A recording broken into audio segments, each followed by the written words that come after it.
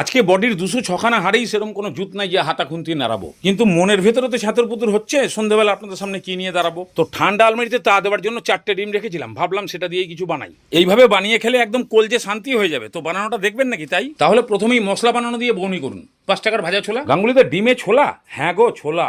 অল্প করে আদা রসুন, 3-4টে কাঁচা লঙ্কা আর হলুদ, জিরে, ধনে 1 চামচ করে অল্প অল্প জল দিয়ে একদম পেস্ট বানিয়ে রাখুন। এবারে 4টে ডিম ফাটিয়ে পরিমাণ মতো নুন আর গোলমরিচের গুঁড়ো দিয়ে ভালো করে ফেটিয়ে একটা তাগড়া টাইপের অমলেট বানিয়ে নিন। কেটে কুটে সাইজ করে উল্টে পাল্টে ভাজলেই হবে। এবারে কড়াইতে তেল দিয়ে জিরে আর এলাচ, দারচিনি, লবঙ্গ 2টো করে দিয়ে একটা বড় সাইজের পেঁয়াজ কুচি দিয়ে বেশ ভালো করে ভাজুন। তারপরে একটা মিডিয়াম সাইজের টমেটো কুচি আর পরিমাণ মতো নুন দিয়ে নাড়িয়ে চাড়িয়ে টমেটোটাকে খালি হালকা নরম করুন। তারপরেই ওই ছোলার পেস্ট দিয়ে দিন। মিক্সি ধোয়া, বাটি ধোয়া, যা জল ঠল আছে সব ঢেলে দিন। এবারে কিন্তু এমন কষাতে হবে যেন মশলা থেকে তেল বেরিয়ে যায়। এবারে জল ঢেলে দিন, সামান্য একটু চিনি আর ধনেপাতা কুচি দিয়ে ভালো করে ফুটিয়ে দিন। এবারে অমলেট আর 1 চামচ গরম মশলা ছড়িয়ে 5 মিনিট ফুটিয়ে নামিয়ে দিন। একদম সুপার টেস্ট পাবেন। ধন্যবাদ।